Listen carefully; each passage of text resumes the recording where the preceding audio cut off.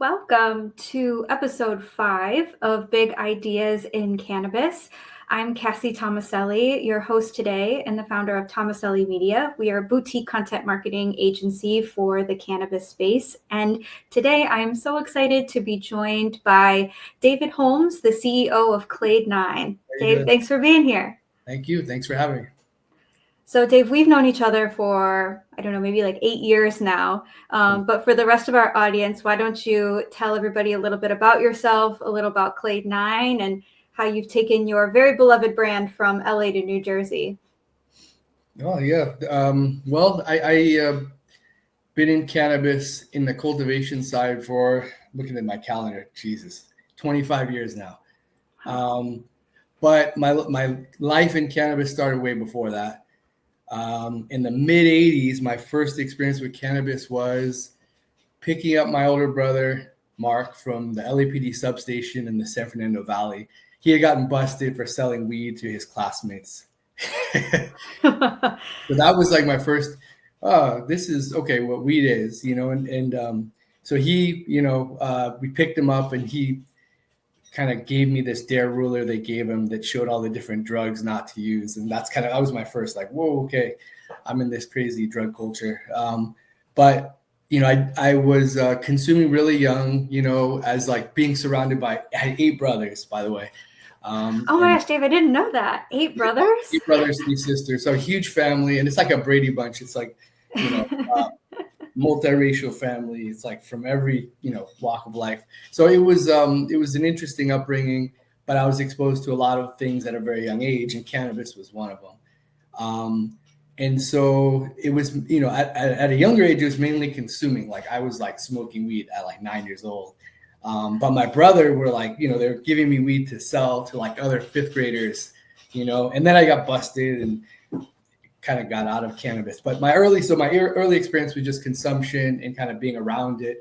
But cultivation and kind of even thinking about brands was like many, many years later, obviously, right? Because the industry that at that point was like, you get some weed, you're going to go to federal prison. But I think when I started to get involved in cultivation when I was in college, and a friend of mine who, and this is years later, like in the late 90s, I'm getting a master's degree in math. And in one of my master's study sessions, a friend of mine pulled out a big bag of weed, and it was like stinking up the whole room. Like, yeah, let me see that. It was really nice. So I wanted to check it out. And he said he grew it hydroponically in his apartment. And I was like, that's pretty sweet. I got to check your setup out. He showed me his setup, and I was just blown away by how high tech it was. And it inspired me because he was doing this, it was like the nature of it, like the science behind it. The timing was right too, because it was like Prop 215 had just passed in California. So medical marijuana was legal technically. And there was like a way that you could kind of see, all right, there might be a way I could do this and not get in trouble, hopefully. And that was my first kind of inspiration for cultivation. So that's what I did. Give the dog some edibles. Just chill him out a little bit. Yeah, right. Some CBD. A little high strung. He's on the sativas, I guess. But yeah, so that was where cultivation kind of got inspired by that friend in college. And then after that, I was just like, I went nuts, like started out with like a small closet grow, expanded to like the garage, and then multiple rooms in a house, and then warehouses. And then, much of the early 2000s to like 2010, I was growing in warehouses in the LA area. And it was all part of like the medical Prop 215 days. There was actually a Senate bill called Senate Bill 420 in California, of course, where they kind of outlined how you could legally, kind of using protections of the medical marijuana law to like be in business. So that was the first 10 to 15 years it was like that. It was risky. 2013, I got raided, got arrested for being a cultivator. And that was where I decided like, hey, it's time to like get out of California and look at other places, because it was tough then, and it's still tough all these years later. California is a really tough place to do business. But in 2013, I went out to Arizona, I went out to Nevada, and I started to look at consulting kind of deals to help people who had never grown cannabis get into the business. And so that was where I really got my first foray into legal or like real regulated cannabis, because this whole time in California it was still totally unregulated and it was the Wild West. So you didn't really know. It was like you did what you did and you might get arrested or you might not. But when I first went to Arizona in 2013, it was like, oh shit, this is like really regulated. I don't feel like I'm going to get arrested for this, you know? And it was a good feeling to be able to do that in the market. And I like that feeling better than kind of looking over my shoulder, you know, for like the LA County Sheriff's or LAPD or whoever was going to break my door down. So then it expanded that into Nevada 2015 and launched a second operation with the second group. And these are kind of like early business ventures, not brand, but around that time, that's where I started to think about the Clade 9 brand.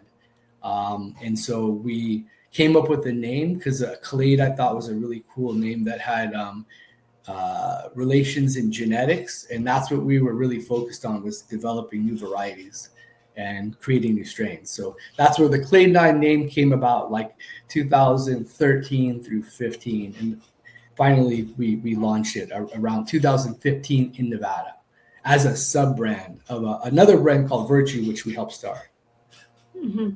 Yeah, a brand that still does very well in Nevada. I was just in Vegas and was talking about it with some folks back in December.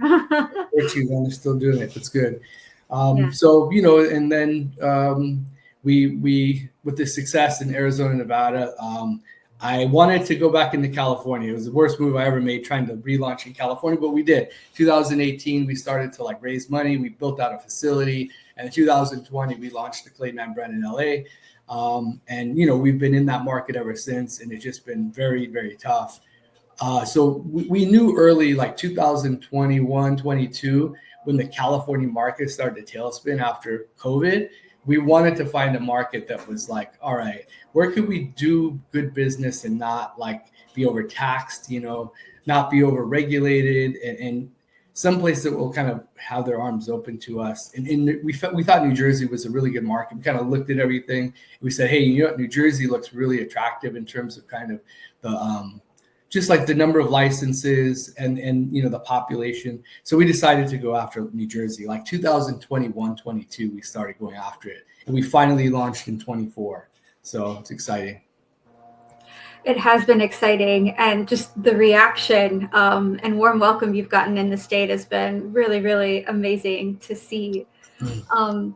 So, you know, one thing I'd love to talk with you about a little bit too is just kind of your philosophy around cannabis genetics. I mean, you've been mentored by some of the greatest like grandfathers of the industry, like Mel Frank and others, and it really is the basis of your brand. So if you could just kind of talk to that a little bit more.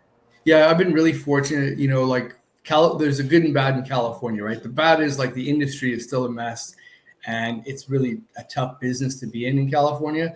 On the positive side, the culture is very strong here, and like the amount of people who are passionate about the flower is huge, and there's a huge history. So yeah, like as you mentioned, I was fortunate enough to, you know, rub elbows and befriend Mel Frank, who's one of the godfathers of cannabis, and through him and his whole network and just a lot of other people that are in the industry in California, I was exposed to like lots of ideas in breeding, in cultivation technology, in the culture, in kind of product development, everything you could think about in terms of like business. You know, when you're launching a CPG product, California, that knowledge base is so deep in every aspect, you know. So that really helped. And it really helped me frame my thinking about how to think about varieties and cultivars, being around guys like Mel and Jeff Raber, who were really doing great research into kind of terpene profiles. So, you know, as a lot of people are aware, there's a common naming convention that we use today called indica hybrid sativa. It's very simple. And, you know, unfortunately, it's not good for consumers. I mean, it's simple, but it's not the most effective way to communicate what product someone is looking for. And that's kind of what the name of the game is. If you have a brand, if you have a product that you're launching, I think you want to communicate to customers like, this is it. You're trying to help them find what they like, I think, at the end of the day, right? And I think indica hybrid sativa falls short of doing that. In the analogy I always make is that indica hybrid sativa is kind of like with alcohol saying clear or brown, right? And within clear alcohols, there's like gin and vodka, right? Or tequila, and then in like brown there could be bourbon or whiskey. So there's all these nuances within the color itself that kind of stratify the products more, that help you choose what you like. Like a tequila drinker might not like vodka, but they're both clear. Those could be like indicas, right? Those are two indicas that are totally different. Just like there could be sativas, right? Like brown, that are totally different in liquor. So the idea is that really when you select flower to smoke, most smokers, I realized in my experience, is that you kind of have a preference towards certain flavors, right? And most like growers and buyers have just kind of, you've got to a point where you grow by flavor. Like in California right now, everybody, like the main flavor is candy gas. I mean, yeah, it's kind of variety specific, but it's really the flavor. That's what people are after, and the color. So there's terpene groups, and that's kind of what we decided to, the route we decided to go was that in reality, there's like these buckets of flavors that consumers are attracted to. Yeah, there's effects associated with those, but they're kind of all similar within the certain groups of flavors. Like candy gas, they're all similar. If you have OG Kush, there's a bunch of OG Kush varieties. Those are all similar, right? Are they indicas? Are they hybrids? Well, they're probably all hybrids nowadays, right? After all this kind of interbreeding of all the strains from Afghanistan and Southeast Asia over 40 years, everything's really a hybrid. So it's really tough to say indica, hybrid, sativa when you have all this variety. And really, like I said, that's why we wanted to approach it differently. We wanted to talk about terpene families and buckets of flavors. And so the flavor groups we came up with were like the perps, and in that family is like GDP and like Purple Punch and like Mendocino Purple Kush. And they're all very like sweet, and they're colorful. And if you look at their terpene profiles, they're all really similar. And that's kind of how we're defining the families. OG Kush are very similar as well. Like there might be 50 different OG Kush varieties, but their terpene profiles are all very similar. And if someone were to smoke 10 of them, they would go, oh yeah, these are definitely different than the perps, right? Same with like the citrus or tangy family. That's a different bucket of flavors. And those are way different than perps and OGs. And like the hazes that are terpenoline dominant, those are different than these other buckets. So it's trying to really define like different buckets of flavors that everyone can distinguish. And there's a lot of flavors that are hard to distinguish. And those are kind of like, in my mind, like blends, right? You blend a couple of families together, you get something different in the middle. The analogy I always use for that is like when you're like a little kid and you have like at the soda machine at 7-Eleven, and you can get Dr. Pepper or Sprite or Coke, and you just blend them all together and you taste this like weird concoction, and your brain has trouble kind of registering the flavor. It's just like a mishmash. That's kind of what there's a lot of strains that might be kind of fit in the middle, but in my mind, we try to define those as kind of a blend of the families. So there's like these well-defined buckets of flavors that everybody knows, even just by experience, like if I were to show someone like, oh yeah, that's OG Kush. This is a perp.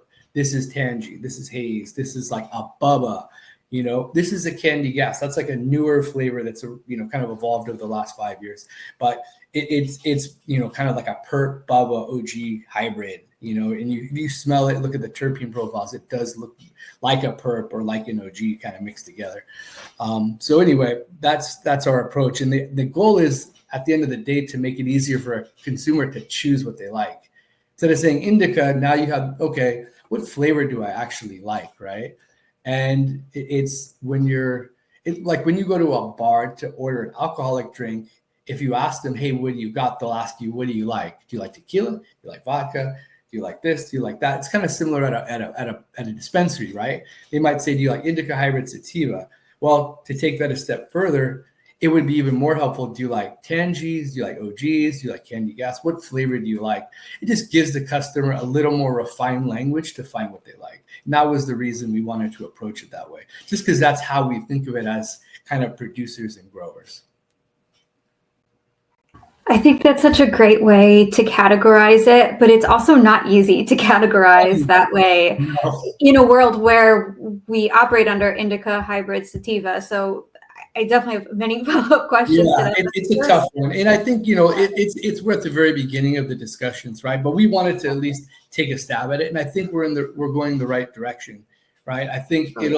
it'll require like um, some type of, and this is my hope that there's almost some kind of cultivar designation, right? Like every variety is like defined as one type, or a blend of the defined ones, right? Because there's always going to be varieties that you can't really put a finger on because they're just somewhere in the middle.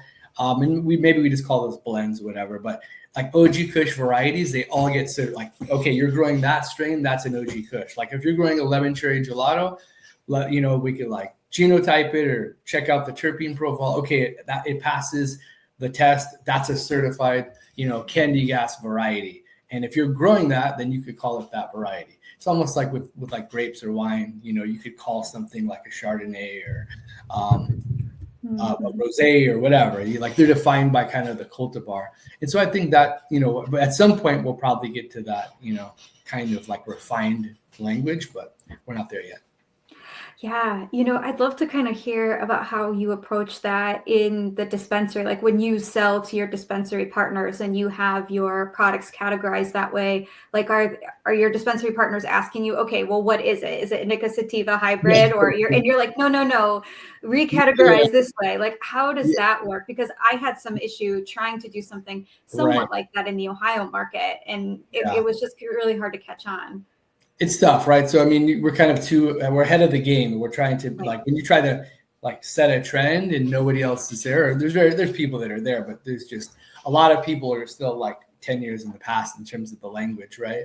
I've been fortunate, just like I said, to be around all these like great minds that think about these things for a long time. I mean, I'm talking like 15 years we've been talking about terpenes and terpene groups. So I think the discussion with dispensaries is always tough, right? And I think it's a case by case basis, right? You never want to not sell your product because you're stubborn about your own kind of language and the way you describe your products. So what we typically do is go, hey, this is how we classify varieties. And they might say, that's really cool. Well, that's what we're trying to do. Let's kind of work together to educate. Or they might just be like, that's too over our head. We just want to talk about indica hybrid sativa. And we'll go, okay, well, we have like this Rosetta Stone, right? It's like a translation between terpene families in the old indica hybrid sativa language. So we have like, oh, all right, well, OG Kush, call it a hybrid, right? Call the Bubbas. Those are kind of closer to indica, right? If you think about indica as Afghani, Bubba's closer to those. Sativa would be like more haze varieties, maybe or terpenoline dominant. Our J1 is like on that side for sure. So there's a way to translate what we have into indica hybrid sativa, right? And that's what we do. If the dispensary wants to go that route, we never would be like, oh no, that's not the right way. It just this is the way we define it. We know it's the future, and it's fine if you're not there yet. Like we'll work with you and try to educate you on it. But if you need to keep the indica hybrid sativa, which is a big majority of dispensaries, right? They're 85, 90% of maybe even higher, they still use the language, and it's hard for them to get past that. It's going to take a long time.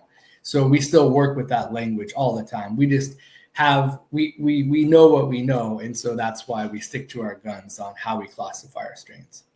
I'm so glad that you do because you're right. You are ahead of the curve and people will pick up on this and you're already seeing that kind of enthusiasm for that kind of naming convention, which is great. Yeah, I like know. I was gonna say, like Okay. like what example is like the Emerald Cup, which I mean, it used to be my favorite event in California for many years. It was like, the cup that happens in Sonoma County where they have the top kind of like greenhouse varieties. But they changed their naming conventions to terpene dominant. So they dropped indica hybrid sativa a couple of years ago. So, like obviously they're ahead of the game. That was always a great event for like thought and great speakers and kind of cutting edge concepts. But like you could see that in California, they have like terpene dominant categories. So it'll eventually get there. It's going to take 10 years or more. Who knows? Yeah. One thing I wanted to ask you about too with this kind of naming convention is, it obviously works really well for flour, or if you're going to translate that to a solventless product, or like you have like cured live resin carts on the market in Jersey now that translates very nicely. What about with like edibles and extract, like if it's not like full spectrum, I guess, Yeah. however you define full spectrum, how could that translate to other products and how we're categorizing things? Like, or should it, or does it even need to translate over there? Yeah, that's a good question. I mean, we don't do edibles really, so that's not my world. But I've heard that, like when you do full spectrum, like OG Kush edibles, those are different than just like using distillate, right? And Right. then maybe infusing with terpenes. So I think there's work to be done there. But I think, it is somewhat some marketing, right? When you're selling products. So just depends on how you want to do it. If I were to launch edibles and we had like a Clade 9 brand, we would do strain specific, but we could have blends too, you know. And I think you would just like either it's strain specific or in my mind, or it's like a blend. And if you're doing like distillate with like botanical terpenes, you could do anything you want, right? Like you could do like Oreos, cookies, and cream flavor, like terpenes. You could do like banana slushy. You could do the craziest you do bubble gum, because they're more like artificial terpenes, right? So Yeah.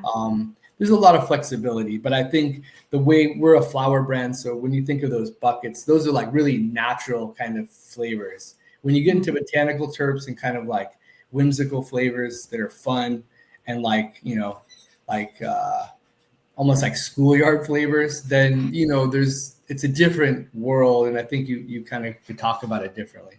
So Yeah. yeah, it's different for Absolutely. sure. I have to tell you, not botanical terpenes, but flower in the grow. I smelled the most amazing cultivar a couple weeks ago. It was like mushroom. Like it literally What? smelled like mushrooms. And I'm Wow. like, what terpene family could this fall into? Yeah. And Yeah, um, that's interesting. And yeah, and that's a thing too. Like I think we're scratching the surface with like it's not just terpenes, right? There's like other compounds in the plant that are contributing to the aromas. So it's going to get more complicated as we learn more, which is always like, oh no, what else are we talking about here? But at the end of the day, those will just help us get closer to kind of helping us define what we're talking about. yeah, definitely. One thing I also wanted to ask you about a little bit, going off script here a little, was kind Yeah, of just about the just the genetic selection that you choose. It's like you're introducing new cultivars, like Raspberry Runs is dropping in yeah, Jersey this week, and that kind of deal. But you really have these like solid cultivars that you've been growing for such a long time, and your menu's very like curated, I guess you could it say. is. What made you kind of go in that direction in a market where everyone's like, what's next? What's next? What's highest THC? Yeah. When you really have these like staples. I think it's, kind of staying true to this idea that there's these flavor buckets, right? Like Perps or OG Kush. And so the way we approach it, instead of like dropping 50,000 OG Kushes, right? We've always said, hey, you know what? Let's find the best OG Kush.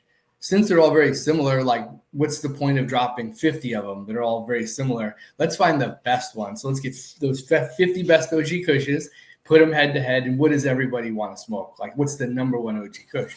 And so for us right now, it's Private Reserve. We have a couple of more behind it, like the Tahoe OG. We have the original Tahoe OG and a couple of others, like the Ghost OG.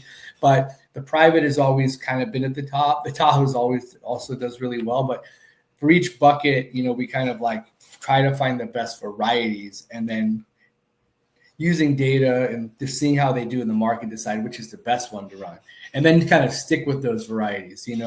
Like with like for like Tangy Citrus, that orange push pop cut that my friend Neil gave me, which is like a fantastic Tangy. I hate Tangy varieties, but it's just a really nice Tangy that like is very well balanced, and it's it just it has a beautiful look, beautiful aroma, and it tests really high, so it's really potent. So it just has all of these kind of traits that make it very popular.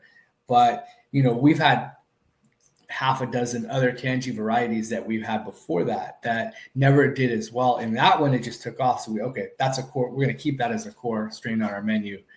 And so that one has been with us for a couple of years now. But I do think it's just the way we're thinking about terpene families. Those buckets, we're trying to find the best in class of each, And so like the runs in all this, like these runs that we're dropping are really fun because part of the menu that we didn't really have was the candy gas side. Because, you know, like everybody, I always try to be different, right? So everyone's doing candy gas. I'm like, oh, we're going to focus on these other varieties that no one else is doing. But over the last, you know, couple of years, I've been working on developing the candy gas because I knew it's an important flavor. I wanted to have it on the menu. And so like the raspberry runts is like the first one, the Brooklyn runts, those are those first couple of runts, the candy gas families that we're dropping. And this happened to drop in New Jersey first. So it worked out. Yeah, so speaking of New Jersey, things are going extremely well there. It's like a complete difference of like the California market Oh, to the yeah. New Jersey market. It really seems Yeah, it's a like, little different. yeah. Tell me about everything that's been happening since 2024. So yeah, 24, we actually launched our cultivation in New Jersey. And we started out in, you know, like very California style, like bootstrapping it. And when we started, it was literally just like me and a couple of partners in the grow, like 20 hours a day. Like, I'm like, man, I'm too old for this, lugging, you know, 55 gallons of water and hand feeding plants while we were building out. And finally, we dropped the product in May.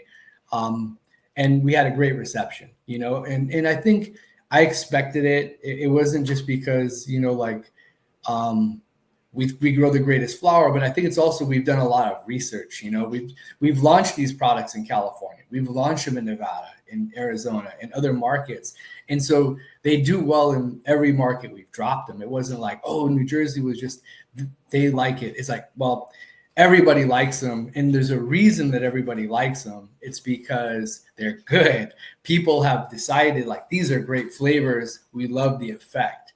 We love the way you guys grow, and that's why we're buying them. So it was good to kind of get that in Jersey, and it really Jersey was the first place we really got to do it right, where we kind of we launched from a place of like really understanding what we're trying to do, where in every other place we've launched, it's always been like we're just kind of trying things to see what sticks. Where here we had now had 4 or 5 years of operational experience in the toughest market in the world, which is like the Los Angeles cannabis market. It's very tough. So I think we were kind of like that. We cut our cloth in the toughest market, and it just made us really smart about, you know, not just cultivation, but what consumers like. Yeah, absolutely. So, what are you kind of feeling what consumers like right now? Are you seeing it's kind of the staples, or are Yeah. tastes changing? You know, like there has in at least, you know, in terms of like big major shifts, there hasn't been like a huge major shift in flavor preferences. I think you know, the candy gas is probably still the dominant, you know, flavor profile that consumers are going after. But not huge shifts yet. I mean, that's what we're always working on. How do we find the next big flavor? But like I said, our core philosophy is always let's have the best of class in each of our product categories, whether that's the OG Kush, like our private reserve, in the Bubba kind of OG world, that's kind of a hybrid. We have like the Diamond Bar and the Fig Bar. And that Tangy, we have the Orange Kush Pop. We just haven't found varieties in those classes, at least to us, that are better and that could knock them off. So anyway, we're just kind of sticking with those, but we're always doing development, like the Brooklyn runs and the raspberry runs are new flavors in the candy gas world that we're dropping and getting great feedback on. Yeah, definitely. And kind of speaking of like taste making and things like that, we're recording this in February and you just came off of a really, really successful Terp Masters event. So can you tell us what Terp Masters is and how it started? Yes. And tell us about the event that just happened in Jersey a few days ago. Yeah, definitely. So Turn Master started as like a way to like test flower that we're growing, right? So we've always been breeding. We've always been trying to launch new varieties. So around 2011, we had a breeding run. This is in LA, and we dropped 40 strains. Like we were just selling them, right? This is all like we're just selling them on the street, like all these strains. But we always want to know, hey, what of these strains should we keep and rerun on the next crop, right? Or which two of these strains? So we had 40 strains, and me and my partner James were looking at each other like, dude, I cannot smoke 40 fucking eighths of weed in like enough time to get through these. So we were like, hey, why don't we just like invite a bunch of people over and we'll just take notes and do like a sesh. And so that's what we did. We just one of our friends had a loft in downtown LA, and we invited a bunch of people over, and we like literally had like paper with quizzes and data, and we just tried to figure out like what of these 40 were the best.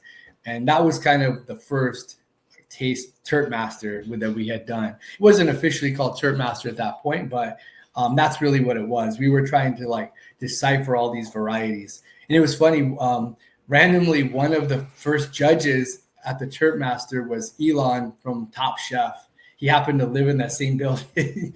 And one of my friends was friends of his, so he came through. He was a good judge too. He was really cool, and had some great feedback. But that was where it started. And so then we were like, hey, let's do that again. That was really popular. Everyone loved that event. That was fun. So we kept throwing them. You know, we were in Chinatown and in Mid-City, we did an event. And then we just kept evolving it over the years.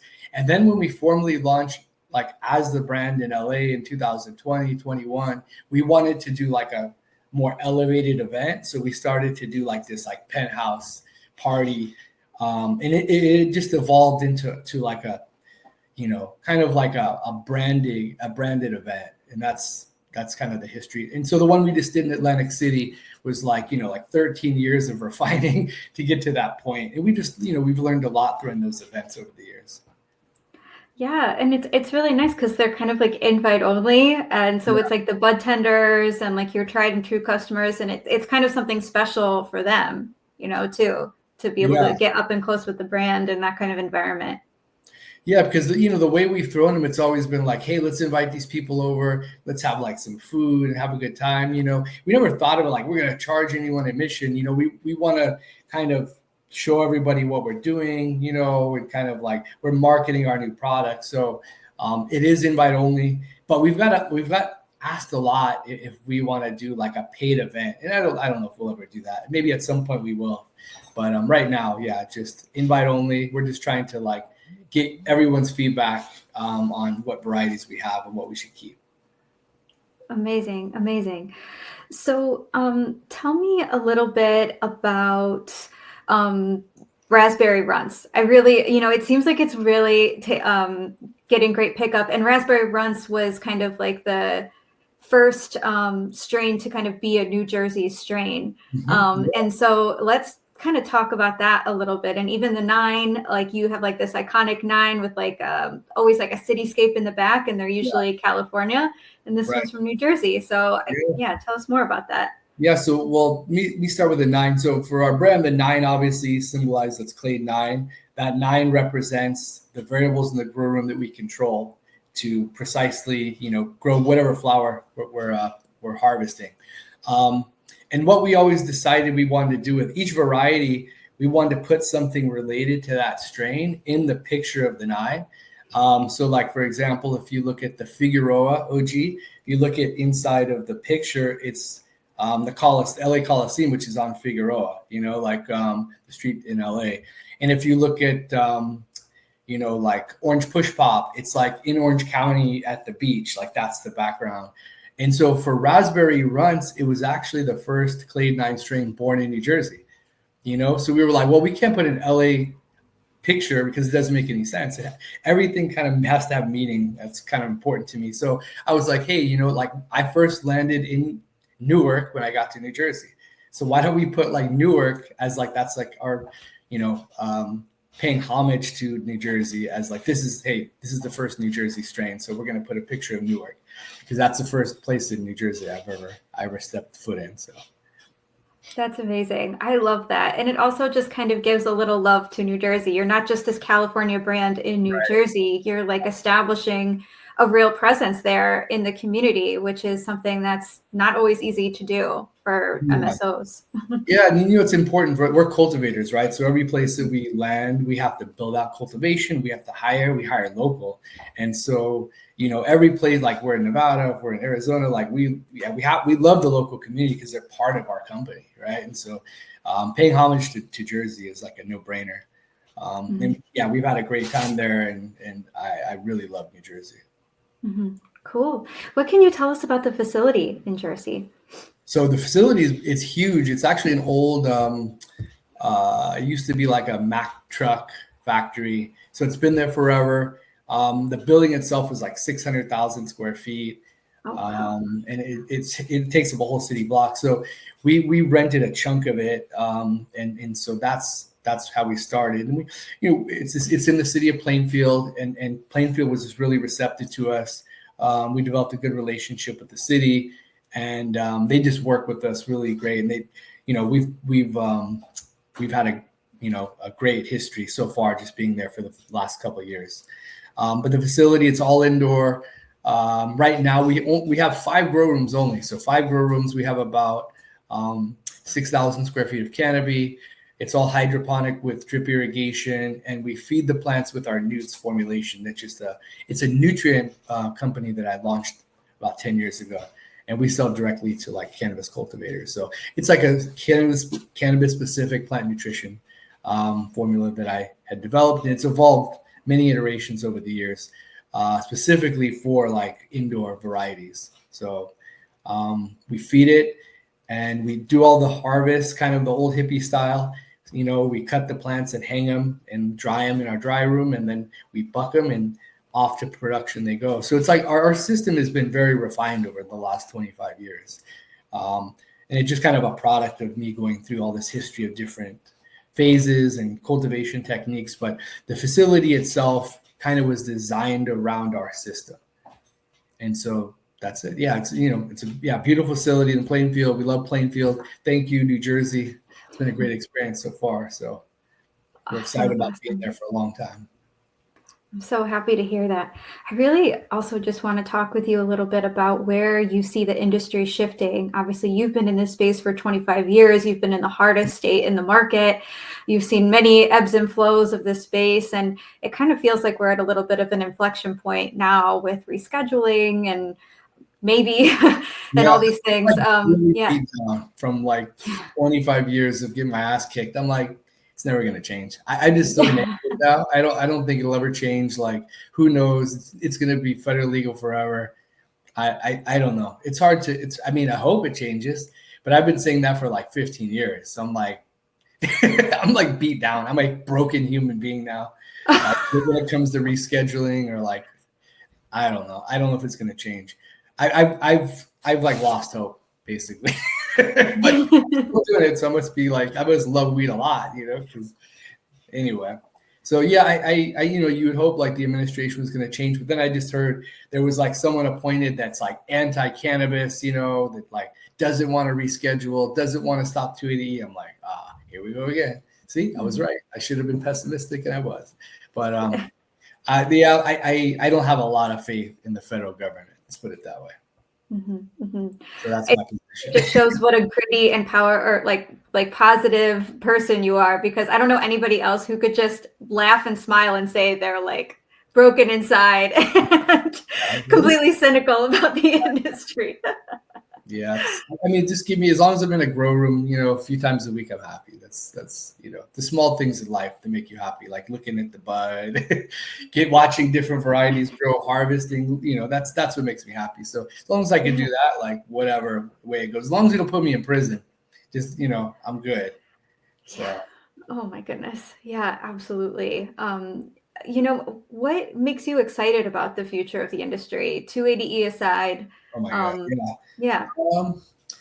Yeah, I think just for me, it's always like improvements in our operations and new varieties.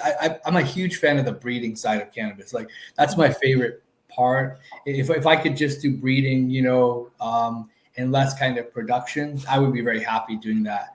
But I just like the constant introduction of like new things when you're doing breeding. You're crossing all these different, crossing all these different strains. You're creating all these different new things, and you get to see them every 60 days, and that's exciting to me.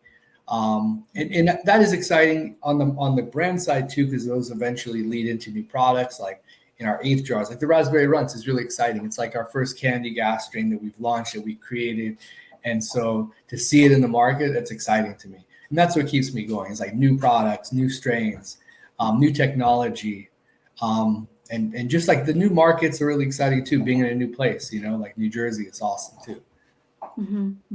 Amazing, amazing. Anything else that you want to share while we're here on today? Anything we didn't talk about that you want to talk about? Any message to the industry? Something you're excited about? Yes. Everyone, let's create a new system where we don't talk about indica hybrid sativa anymore. Let's figure it out. It's been too long. I don't know. One thing I want to talk about is lab testing. This is another part of the industry that I just not a huge fan of, just the way lab testing has evolved, right? And let me frame it up. I think obviously lab testing is very important when we're talking about pesticides, right? Or maybe like mold or something that could harm the consumer. Obviously that's important, right? But where the lab testing goes astray, it's in potency and terpenes and kind of like this whole pay to play crap. And I think, the consumer has been now conditioned to look at THC as like better, and that's a problem, right? And part of the problem is that every single batch you grow of cannabis, like it's going to be different by nature. Like you grow the same variety 10 times in a row, it might be 28% THC, then it's 31, then it might be 27, and it might be 40, not 40, sorry, 32 or 26. It's kind of bouncing around. But then the consumer's like, oh, that 31 is better. But you got to understand, like, the lab comes and takes one sample out of a huge batch and they test it. And then you get a different number every time, and it's just like, yeah, the plant by nature has all this variety in it, right? Like you have your top buds, you might have a bud over here that's not under the light, it's in an aisleway. So the nature of the plant is so, dynamic, it's organic, that kind of trying to give it a THC reading like every batch is really dumb, I think.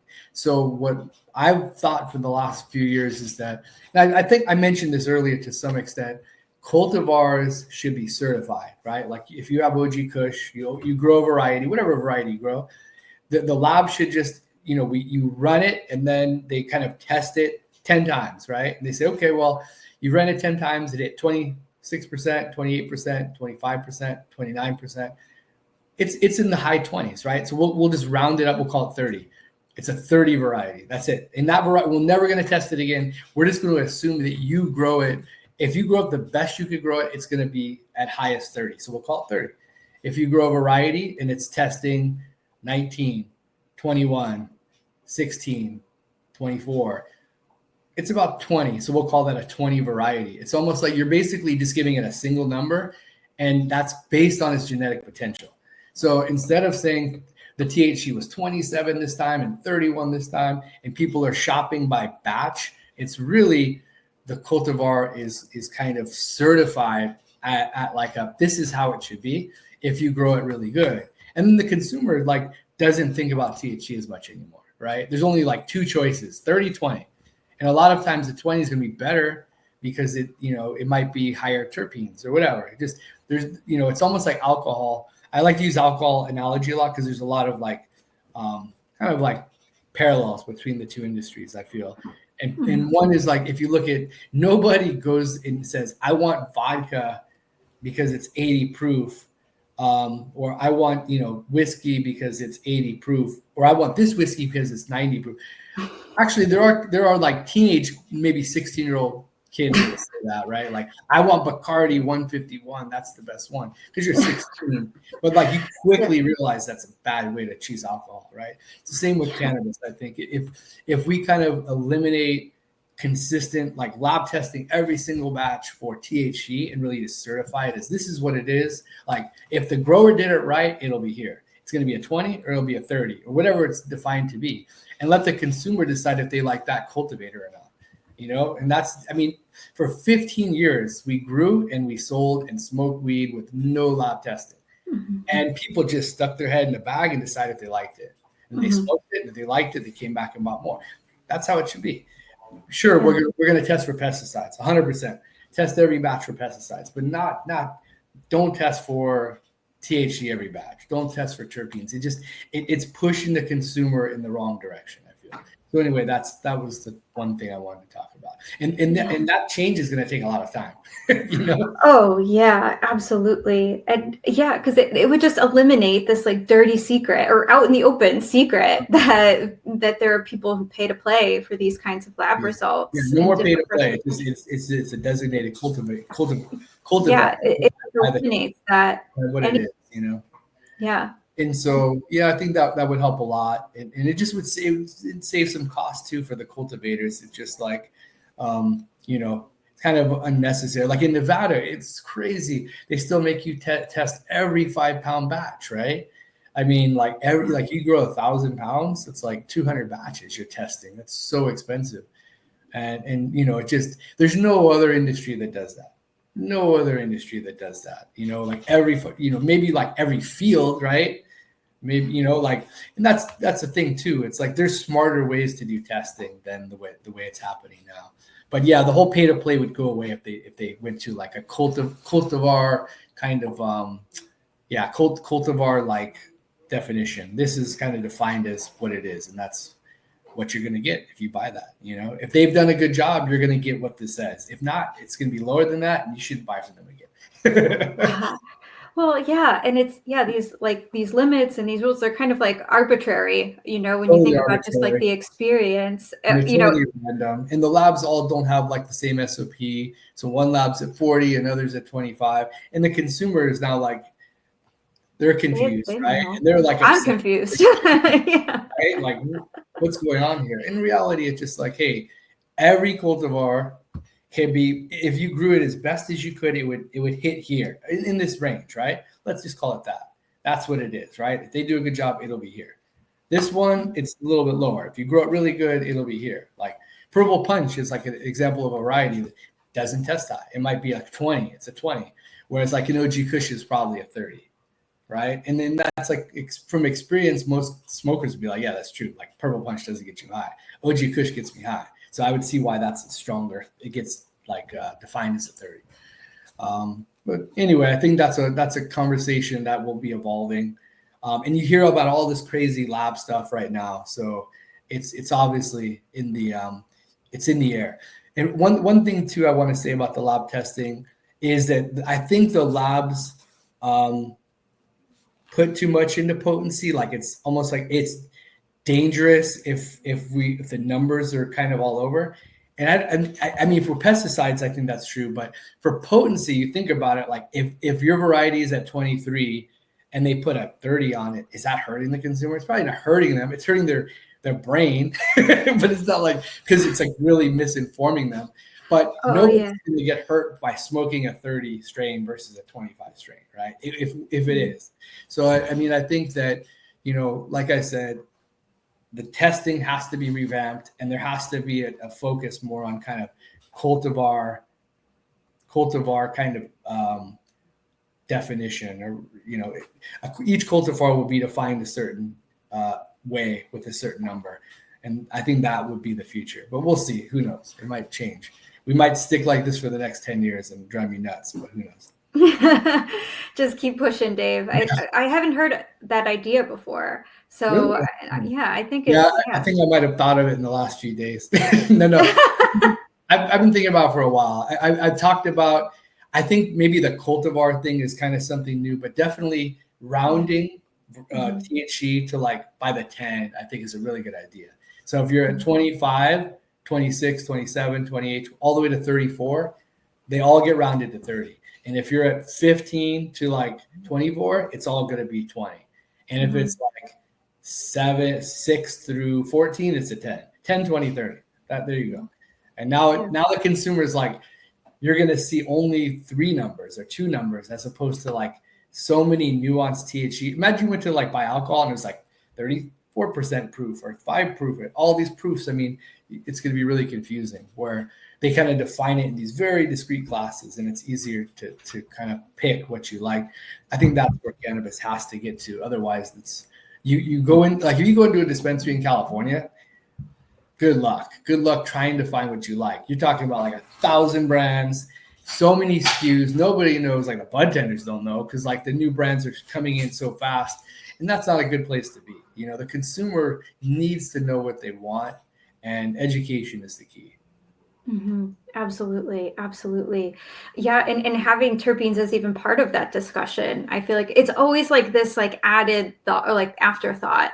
Right. Or in some states, you're not even required to put the terpenes on the label. Like I think in Nevada you are, but in other states it's not required. And Right. Yeah, it's that all can over make, the place, right? It's all over the place. It can be so different from one state to another. yeah, for sure. Well, great. Well, Dave, thank you so much for Thank taking the you. time and talking Yeah. with us on Thank the you for Beard having me. Bros Media Network. All right. Always great to have you. Come back anytime. Thank When you. you come up with your next great idea. All right. Yes, cultivar designation. That's the one. That's what we'll call it. Cultivar designation by chemotype. By chemotype. That's the Ooh, there we chemotype go. designation. All right. Well, Amazing. thank you, Cool. Cassie. Thank you, Beard Bros, Bill and Jeff. Thank you guys. Talk to you soon. All right. Bye.